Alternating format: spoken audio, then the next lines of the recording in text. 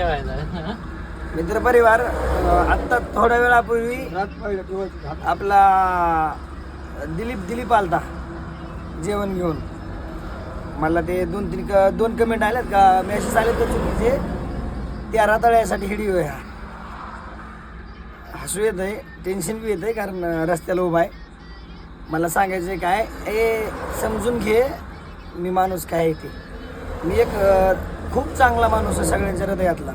मी कधीच अजून कोणाला असं वाईट कधी समजलेलं नाही, कुठं समजणार पण नाही. आत्ता माझ्यापाशी रात्रीची किती वाजल्या त्या किती वाजली आहे 10 वाजल्या ना. 10:30. 10:30 म्हणजे 10:35 झालेत. आता इथं कोण आलंय पहा. हा बघा भैया एकदा नाव सांग की तुझं.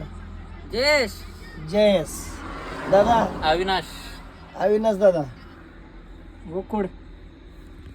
गोकुळ दादा जेवण घेऊन आलेत मला. आत्ता मी मगाशी दिलीपनं आणलेलं जेवण जेवलोय. आता जेवण घेऊन आले, कारण न फोन करता कुणाकडे नंबर असतंय कुणाकडे नसतंय बघून घ्या. ह्याला फक्त एक माणसाचं प्रेम लागतंय, दुसरं काहीही लागत नाही. आणि फक्त त्या जळणाऱ्या लोकांना सांगतोय, भावा तुला भावा म्हणायची तुला लायकी नाही तर बोलतो तुला हे बघून घे. मी रात्री 9ला बंद पडल्यापासून इथे कितीतरी जण येऊन गेले. 10 मिनटं कुणी, 15 मिनटं कुणी, 2 तास कुणी थांबून गेलेत. आता अर्धा तास झालं दादा थांबलेत. आता हे यायला तर एक गाडी पुढे गेली, अजून मागणं एक येते.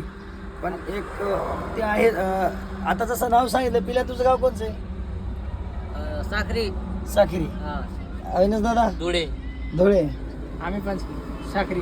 हा साखरी धुळे. आप्पा तुमच्या तुमच्या पाठीशी आहे.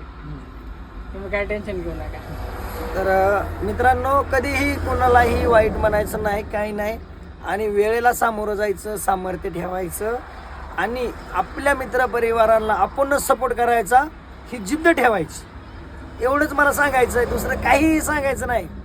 आणि 100% एकमेकाला मदत करायची. हे सगळ्यांवर अशी वेळ येणार.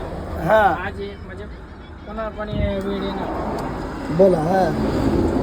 हा टाइम कुणावर पण येणार, त्यामुळं सगळ्यांना मदत करा. बरोबर आहे का नाही? बरोबर. अविनाश दादा खरं सांगा, भेटल्यावर कसं वाटलं आम्हाला? एकदम आनंद झाला भेटल्यावर.